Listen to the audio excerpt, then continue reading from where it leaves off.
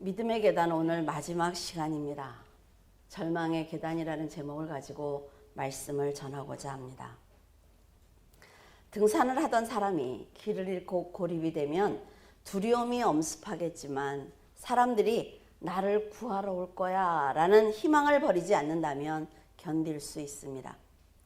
엇나가는 자녀가 언젠가는 부모의 마음을 이해하고 돌아올 것이다 라는 희망이 있으면 부모는 그 희망 때문에 살 수 있습니다.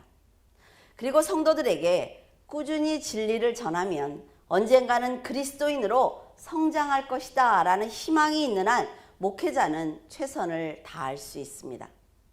사람은 희망이 있으면 인내할 수 있는 용기가 생기는 거예요.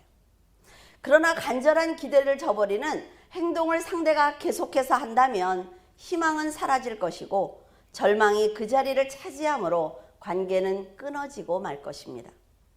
하나님께서는 세상과 사람의 본질이 같다는 것을 아시면서도 사람들을 끝까지 사랑하셨기 때문에 독생자를 세상에 보내주셨습니다. 하지만 사람들은 돼지가 아름다운 진주를 밟아버리는 것처럼 그 위대한 사랑을 버리고 세상을 택하고 말았어요.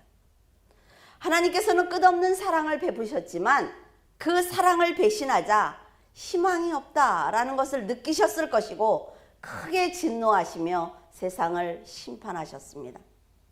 노아 때 타락한 세상을 죽음의 물로 덮어버리신 거라 말이죠. 400년 동안 종살이를 하던 이스라엘을 출애굽시켜 주셨지만 그들이 애굽에서 종살이하던 그때가 나는 그리워 라면서 불평을 했을 때 엄청난 고난을 그들에게 주셨습니다. 애굽으로 돌아가겠다는 그들을 광야에서 40년 동안 연단하시며 1세대가 모두 다 죽을 때까지 가나안으로 들여보내지 않았어요. 그들의 죄가 그들로 하여금 가나안에 들어가지 못하게 한 것입니다. 지금도 많은 사람들이 노아가 방주를 지을 때처럼 순종하는 성도들을 비웃고 조롱하고 있습니다. 마지막 심판을 내리시는 때는 노아의 때와 같다라고 성경이 기록하고 있어요.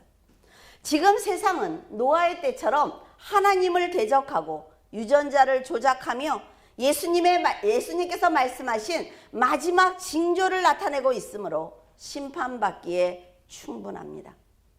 하나님께서 눈에 보이지 않는다고 계시지 않는 것이 아니라 말이죠. 사람이 인정하지 않는다고 해서 하나님의 역사가 멈춘 것이 아닙니다. 하나님의 계획은 예정하신 대로 이루어질 것이며 성경대로 한치의 오차도 없이 모두 성취될 것입니다. 그리스도와 성도들을 조롱하며 세상을 붙들고 산 사람들은 천사의 나팔 소리가 울릴 때 구원의 기회는 영원히 사라질 것입니다. 그러므로 지금 하나님께서 복음을 들을 기회를 주실 때 돌이켜야 하는 것입니다.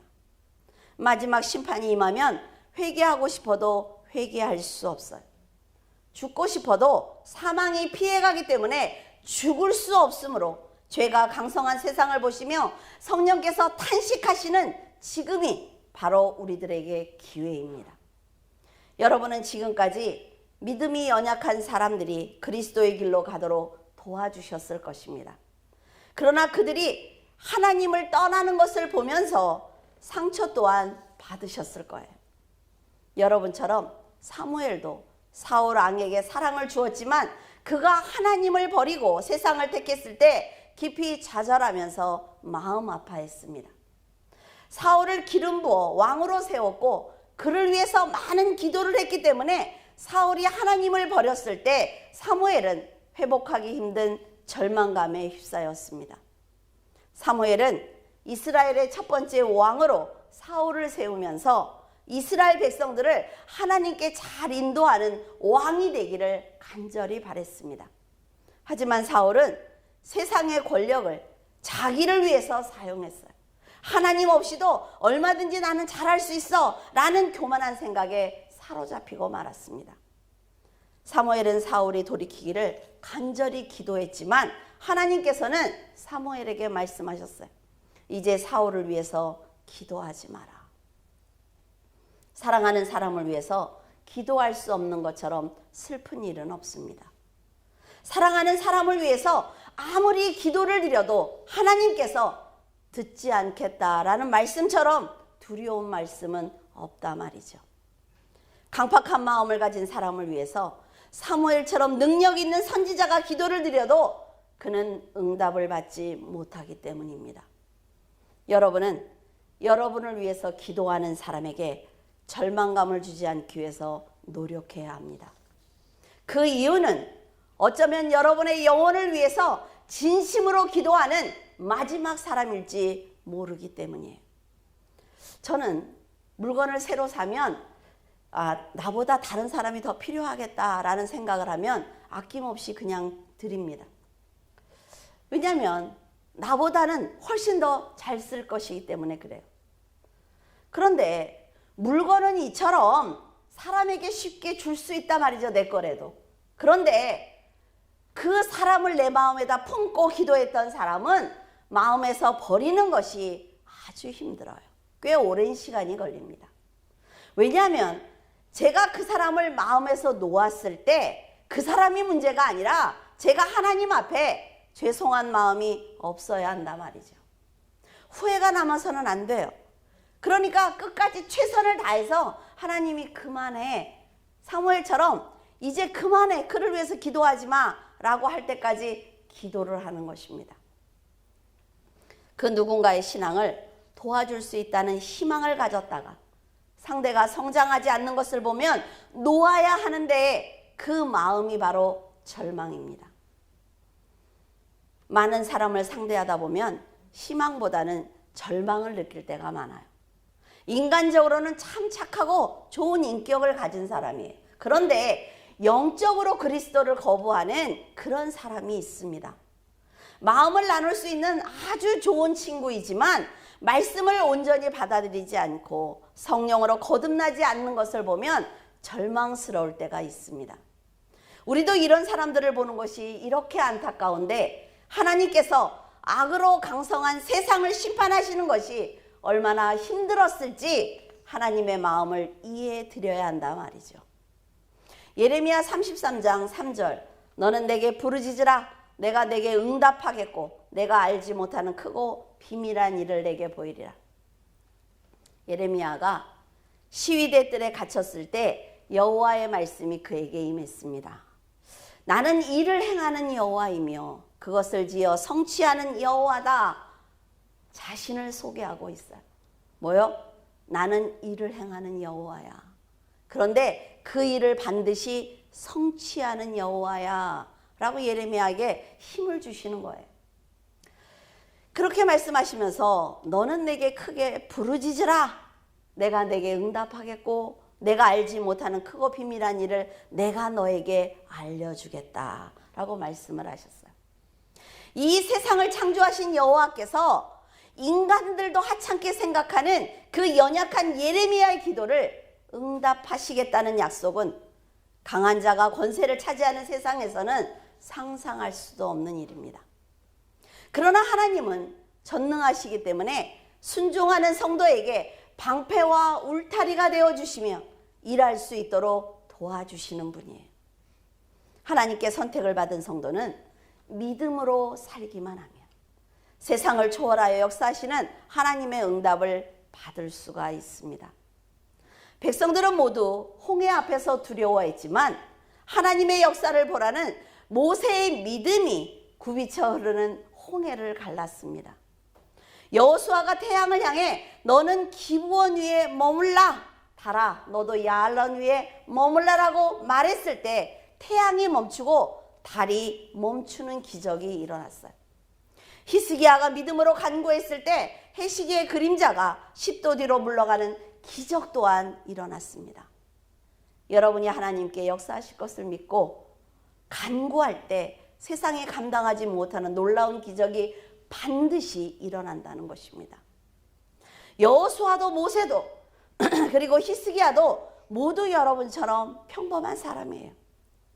하지만 성령의 충만함을 가졌느냐 성령의 충만함이 없느냐에 따라서 하늘과 땅을 움직이는 기적이 일어날 수도 있고 그렇지 않을 수도 있습니다. 예레미야가 하나님께 받은 응답은 유다가 갈대아에게, 그러니까 바벨론에게 항복하고 목숨을 부지하라는 것이었습니다. 이스라엘은 하나님께 죄를 짓고도 돌이키지 않고 끊임없이 우상을 숭배하는 죄를 지었기 때문에 하나님께서 심판하시겠다는 거예요. 그런데 예레미야가 아무리 갈대아에게 항복해야 돼 라고 말씀을 전해도 그들은 도리어 예레미야를 웅덩이에 가두고 말았습니다. 세상은 하나님의 계획 안에 있습니다. 여러분 믿으십니까? 아무리 세상이 암으로 치달려도, 그리고 마지막 징조를 보여도 하나님께서 역사하시기 때문에 성도들은 두려워할 것이 없어요. 이 사람들이 지금 이렇게 역사를 하고 있대. 그러면 무서워. 갑자기 기도도 안 돼요. 왜? 너무 무서운 거야. 세상이 그렇게 변할까 봐. 내 자식이 어떻게 될까 봐. 그러나 하나님의 계획 안에서 그들도 움직이고 있단 말이죠. 그 하나님의 말씀을 듣는 예레미야가 유다를 향해서 갈대아에게 항복하라고 했지만 유다는 예레미야의 생각과 다르기 때문에 도리어 핍박한 것입니다. 하나님께서 자기 백성에게 갈대아에게 항복하라고 했다면 그 이유를 생각해 봐야 한단 말이죠. 그런데 유다는 스스로 살 길을 버리고 만 거예요. 예레미야의 예언이 하나님의 뜻이라고 믿고 항복했다면 잠시 고난은 당하겠지만 생명은 건질 수가 있었습니다. 하지만 자기들의 생각과 다르다며 바벨론과 전쟁을 준비했다가 많은 백성들이 죽임을 당했고 70년의 포로 생활이 시작된 것입니다. 하나님의 뜻을 알고도 인간의 뜻을 붙든 유다는 사망에 빠지고 말았습니다. 이스라엘 전체가 절망에 빠졌을 때 그들의 죄를 위해서 간절히 기도했던, 끝까지 부르짖었던 예레미야가 그들의 희망이었습니다. 예레미야처럼 부르짖는 여러분이 있기에 이 나라와 이 민족이 아직도 살 수 있는 것입니다. 여러분의 기도가 그 누군가의 희망이 될 것이며 나라와 민족을 위한 등불이 되고 있을 것입니다. 마태복음 8장 2절에서 3절, 한 나병 환자가 나와 절하고 가로되 주여 원하시면 저를 깨끗게 하실 수 있나이다 하거늘 예수께서 손을 내밀어 저에게 대시며 가라사대 내가 원하노니 깨끗함을 받으라 하신대 즉시 그의 나병이 깨끗하여 진지라.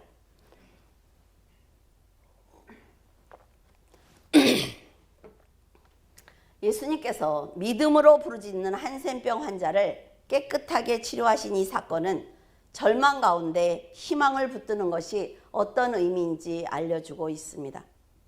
누구나 감당할 수 없는 절망감을 느낄 때가 있는데 이 환자는 세상에서 어떤 노력을 해도 병에서 벗어날 수가 없었어요.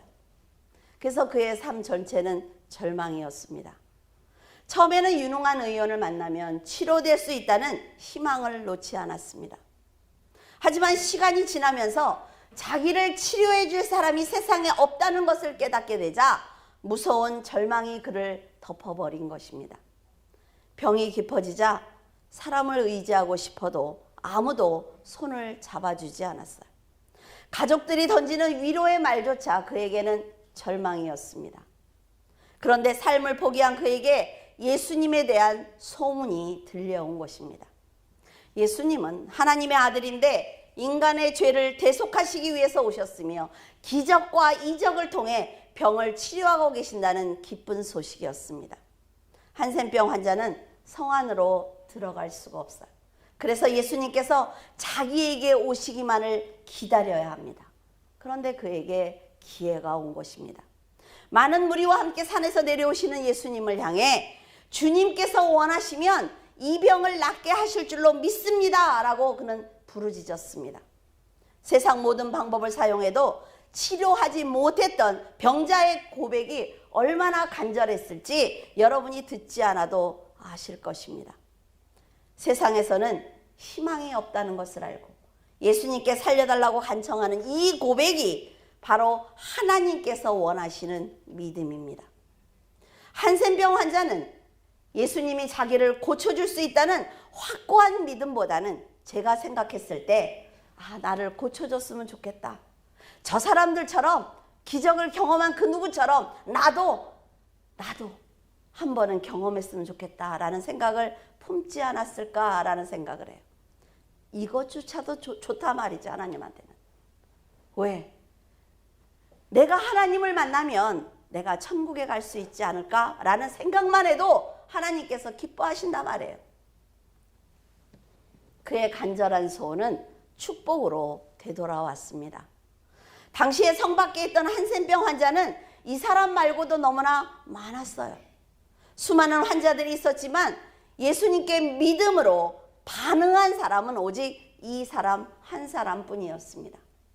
많은 사람들 가운데 예수님의 옷을 만지기 위해서 노력했던 혈류병 여인의 마음을 아신 것처럼 예수님은 믿음으로 반응하는 사람들의 마음을 아십니다. 예수님의 관심을 받는 순간 이 사람의 인생은 완전히 달라졌습니다.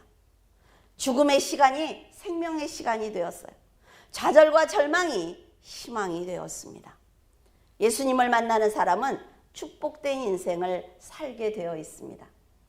믿음으로 예수님께 반응하는 사람은 지금까지 겪었던 고난에서 해방될 수가 있습니다. 사탄의 공격으로부터 완전하게 해방될 수가 있어요. 세상이 물로 덮였을 때 노아의 방주가 희망이었습니다. 남자 아기를 모두 죽일 때 모세에게는 갈대 상자가 희망이었습니다. 예레미야가 나라와 민족을 위해서 부르짖던 그 기도가 유다의 희망이었어요. 한센병 환자가 예수님 앞에 엎드렸던 그 믿음이 바로 희망이었습니다. 인간만이 희망과 절망을 동시에 가질 수가 있어요. 그런데 믿음에는 중간이 없는 것처럼 희망과 절망 사이에는 중간이 없습니다. 동전의 앞면과 뒷면처럼 하나님 앞에는 믿음과 불신앙, 희망과 절망 중에 어떤 면을 내가 하나님께 보여드릴 것인지 여러분이 선택하면서 살아가는 것입니다. 하나님께서 우리에게 강제적으로 이끄시는 것 아니라 말이죠. 내가 하나님께 오늘은 어떤 얼굴을 보여드릴 것인지, 내가 이 사건을 만났을 때 하나님 앞에 내가 절망을 보여드릴 것인지 아니면 희망을 보여드릴 것인지 여러분들이 결정하는 것입니다. 하나님의 진노는 예수 그리스도의 재림으로 세상에 절망을 주실 것입니다. 그리고 하나님의 진노는 그리스도인에게 희망이 될 것입니다. 끝까지 구원의 은혜를 베푸셨던 하나님의 깊은 사랑은 천사들의 나팔소리와 함께 성도에게는 희망으로, 세상에게는 절망으로 임하실 것입니다. 여러분도 한 사람의 구원을 위해서 최선을 다했는데 상대가 변하지 않는 모습을 보면 그 손을 놓고 싶을 때가 있을 것입니다. 그 영혼을 구원하고자 그래도 희망을 가지고 견뎌냈는데 이제는 그 손을 놓아야 하지 않을까 생각이 들 때 여러분의 마음은 낙심하고 좌절할 거예요. 그것처럼 아픈 것이 없단 말이죠. 그러나 생각을 해보면 사람에게 희망을 붓는 그 자체가 절망인지도 모릅니다. 왜냐하면 심판받을 이 세상과 본질이 똑같단 말이에요. 사람이 이 세상에 있는 물질을 가지고 흙을 가지고 만드셨어요. 그러니까 세상의 생각과 똑같을 수밖에 없어요. 그런 사람에게 희망을 품고 그 사람이 어떤 기쁨이 될 수 있다는 그 믿음 자체가 어리석은 생각이기 때문에 그렇습니다. 예수님께서 3년 동안 최선을 다했지만 제자들에게 배신을 당한 것처럼 성도들도 복음을 전하다가 혹은 사랑을 베풀다가 마음에 크게 상처를 받을 수가 있습니다. 여러분이 죽도록 헌신해도 사람이 다시 세상을 붙들 수 있다는 것을 여러분이 알아야만 상처를 받지 않고 끝까지 그를 품을 수가 있어요. 여러분 안에도 절망과 희망이 공존하고 있을 것입니다. 상대가 복음을 받아들이는 것처럼 보이면 잠시 희망을 품습니다. 됐어. 그래, 시간이 이렇게 걸렸구나. 그래도 됐어. 라는 생각을 하죠. 그러다가 다시 자기 자리로 돌아가는 것을 보면 밀려오는 절망감을 이겨내기가 쉽지 않습니다. 그래서 우리는 성령님을 의지해야만 이겨낼 수가 있고 변화받을 수가 있습니다. 더구나 목회자나 직분자는 사람에게 실망하는 일이 많을 수밖에 없습니다. 성령님을 온전히 의지하지 않으면 지금까지 내가 저 사람에게 수고했어 라는 인간의 의의를 갖기 시작을 해요. 내가 그래도 구역장인데, 맞아, 우리 구역은 굉장히 충만해, 이거 다 나 때문이야, 이런 생각을 가질 수 있단 말이죠. 구원을 위해서 헌신했지만 상대가 그리스도를 영접하지 않는다면 지금까지 노력했던 그 시간과 노력은 다 버려야 된단 말이에요. 그러니까 그 마음이 허탈해지는 거예요. 그리고 내 신앙까지 흔들립니다. 아, 저 사람은 그래, 내가 최선을 다했어. 최선을 다하니까 하나님이 여기까지는 보시겠지. 그래, 내 할 도리는 다 했어 하고 돌아서서 또 내 일을 하면 되는데, 사람이 그렇지 않단 말이죠. 그 사람의 얼굴 표정을 보고 내 믿음이 흔들리는 거예요. 막 그 사람이 웃으면서 아우, 저 교회 오는 게 너무 재밌어요. 그럼 막 너무 충만해져. 갑자기 다른 사람들한테도 인사를 잘해. 아, 안녕하세요, 안녕하세요. 근데 그 사람이 아, 오늘 겨우 왔어요 이러면 또 팍. 근데 여러분, 복음을 전하고 영혼을 구원하는 문제는 인간의 영역이 아닙니다. 성령의 인도하심에 따라 복음을 전한 것이기 때문에 그 결과도 하나님께 맡겨야 되는 거예요. 그러나 성도들은 그 열매를 직접 보고 싶어 합니다. 그래서 상대의 믿음에 따라서 희망과 절망을 갖는 거예요. 내가 자녀들에게 뭔가를 해주면 그 자녀를 통해서 지금 당장 열매를 보고 싶어 한단 말이죠. 그러나 쉽지 않습니다. 그렇지 않아요? 그래서 성도들이 마지막으로 정복해야 하는 계단이 바로 절망의 계단입니다. 여러분도 훗날 인생을 돌아보면서 지금까지 옳다고 믿고 열심히 매달렸던 그 일들이 아무 의미가 없다는 것을 깨닫게 될 때 절망할 때가 있을 것입니다. 그러나 이런 절망감은 책임을 감당하기 위해서 열심히 노력한 사람만이 느낄 수 있는 감정이에요. 자신이 열심히 살았다고 생각을 했는데 그 모든 것이 헛되고 헛된 인생이었다는 것을 느낄 때 여러분 절망스러울 것입니다. 그래서 사람들이 나이를 먹으면 갱년기야 막 이러잖아요. 그렇죠? 허무할 때예요. 그때가. 갑자기 거울을 봤는데 늙은 사람이 서 있어. 내가 뭔가를 했는데 내 앞에 아무것도 없어. 이럴 때 절망하기 시작을 합니다. 내가 그렇게 사랑을 주었는데, 내가 이렇게 열심히 살았는데 어떻게 이럴 수 있지? 라는 마음은 처음부터 절망을 희망으로 잘못 본 자신 때문에 생긴 일이라 말이죠. 그래서 그 누구도 원망할 수가 없습니다. 어느 날 거울을 보면서 이 나이까지 잘 살았어. 최선을 다했어. 그래, 나머지는 하나님께 맡기는 거야 하면 절망하지 않습니다. 예수님처럼 처음부터 세상을 절망으로 봐야만 극복할 수가 있어요. 사랑하는 마음으로 복음을 전했는데 상대가 세상을 선택한다면 마음에서 큰 소리를 내며 무엇인가 무너지는 고통이 바로 절망입니다. 여러분은 그것이 절망이라는 것을 알고 지금까지 복음을 전하게 하신 하나님께 감사하는 마음만 갖는다면 여러분 넘어지지 않습니다. 여러분, 성령을 통해 거듭나지 않는 사람은 절대로 변하지 않습니다.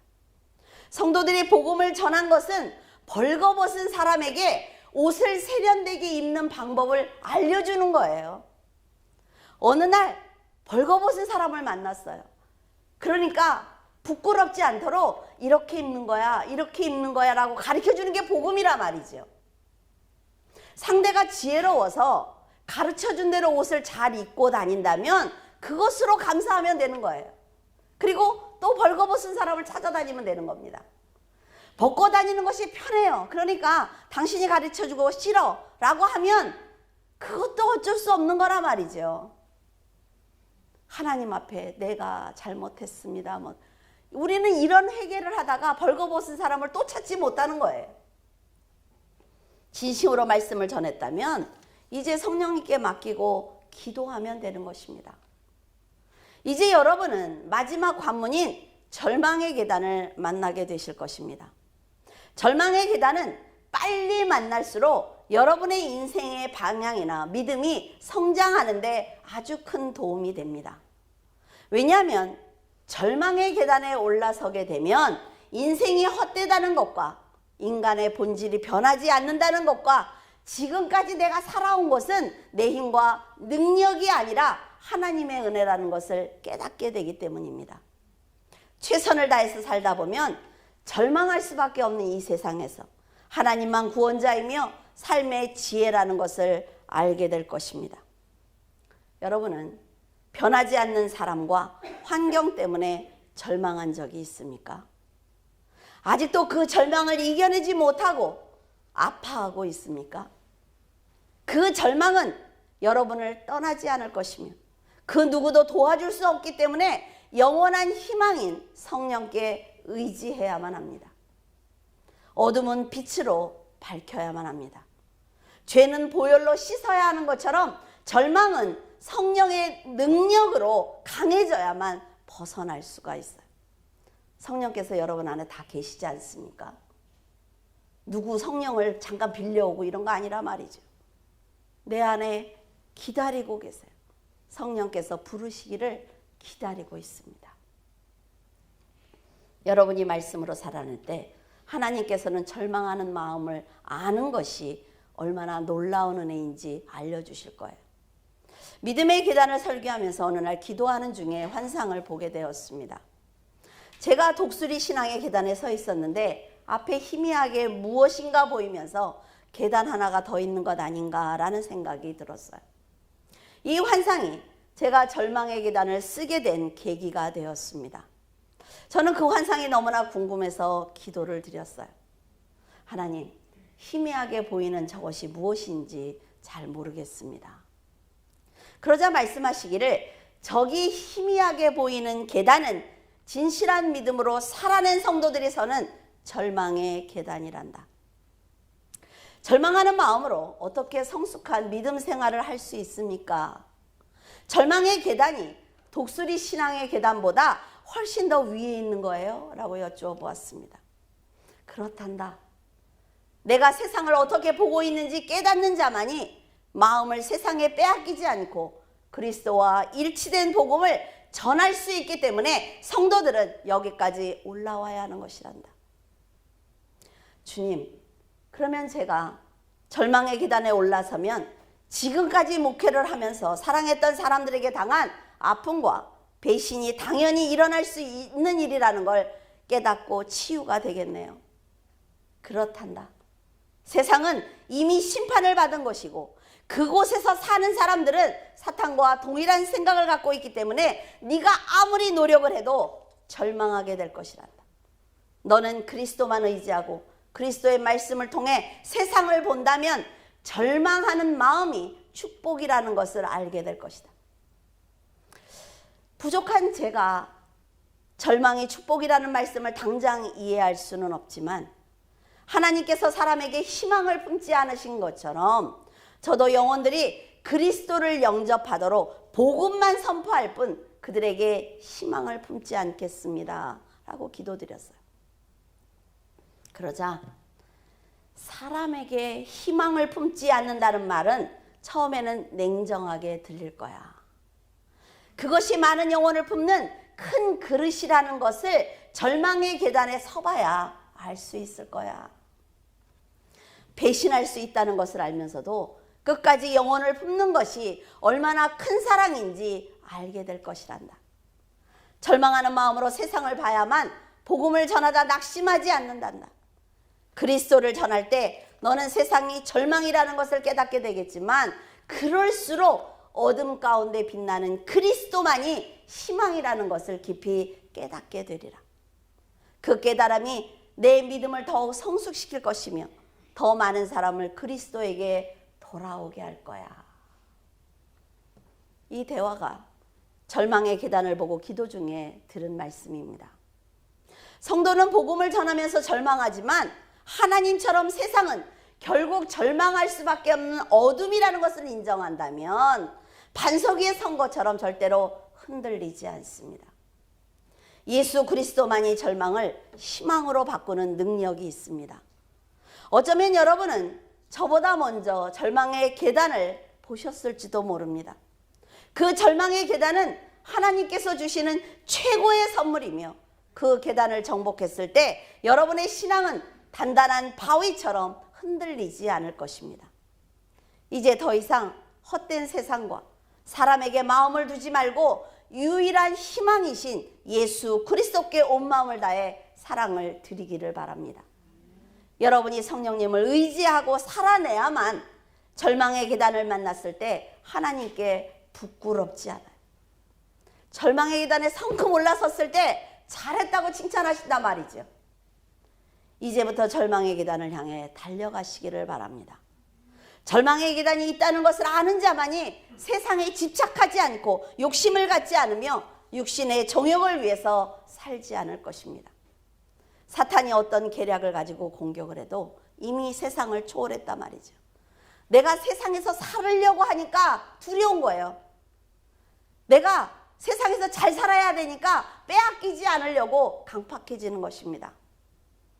그런데 우리가 이것을 정확하게 알면 성령께서 피할 길을 주십니다.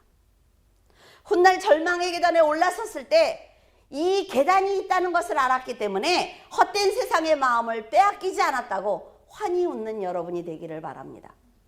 그리고 하나님께서 여러분의 이름을 그때 부르시면 절망의 계단 옆에 있는 천국문을 열고 뛰어들어가서 하나님 품에 안기며 착하고 충성된 종이라는 칭찬을 받기를 바랍니다. 성도는 생명이 있는 동안에 어쩔 수 없이 절망인 세상에 살아야 합니다. 하지만 성령께서 함께 계시는 한 절대로 두려워하지 않아도 돼요. 복음을 전하는 성도들을 성령께서 도와주실 것입니다. 여러분, 성령이 계신다는 것, 성령이 내 편이라는 걸 경험해야죠. 많은 동역자들이 협력하여 선을 이룰 수 있도록 반드시 함께 일할 것입니다. 이제 여러분은 하나님의 일을 의무적으로 하지 말고 사랑하는 마음으로 헌신을 한다면 그 기쁨은 배가 될 것입니다.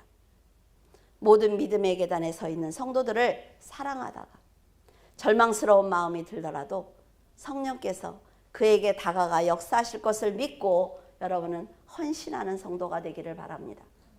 이제 믿음의 계단 설교를 모두 마치고자 합니다.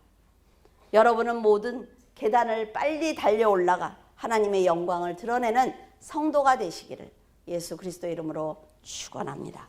기도하겠습니다. 하나님 아버지, 감사합니다. 이제 믿음의 계단 설교를 모두 마쳤습니다. 하나님께서 순간순간 지혜를 주셨기에 설교를 할 수 있었으므로 깊은 감사를 드립니다. 믿음을 가졌다고 저희들은 말을 하지만 어떤 믿음을 가져야 하는지 더 확실하게 가르쳐 주시니 감사합니다. 세상과 사람에게 절망하는 마음을 갖지만 그 절망을 안고 복음을 전함으로 스스로 포기하지 않는 큰 믿음을 갖게 하시니 감사합니다. 하나님께서 죄인들을 향해 더 큰 사랑을 보여주신 것처럼 저희들도 그런 사랑을 품겠습니다. 예수 그리스도께서 자신을 버리면서까지 구원을 완성하셨으니 저희도 자신을 포기하고 더 큰 사랑으로 다가가겠습니다. 성령께서 저희들을 보고 절망하는 마음이시지만 그럼에도 불구하고 사망에서 건져내기 위해서 최선을 다하시니 저희들도 그리하겠습니다. 하나님 감사합니다. 좌우를 둘러봐도 지금 저희들이 살 수 있는 것은 오직 하나님의 인도와 보호하심 때문입니다. 저희들도 그 누가를 인도하고 보호하는 하나님의 자녀로 살겠습니다. 더욱 충만한 은혜를 저희에게 주셔서 하나님처럼 인자한 사랑과 거룩한 은혜를 나누는 성도로 살게 도와주시옵소서. 언제나 저희들의 아버지가 되어주셔서 감사합니다. 기쁨으로 살아가게 하시는 예수 그리스도 이름으로 기도드립니다. 아멘.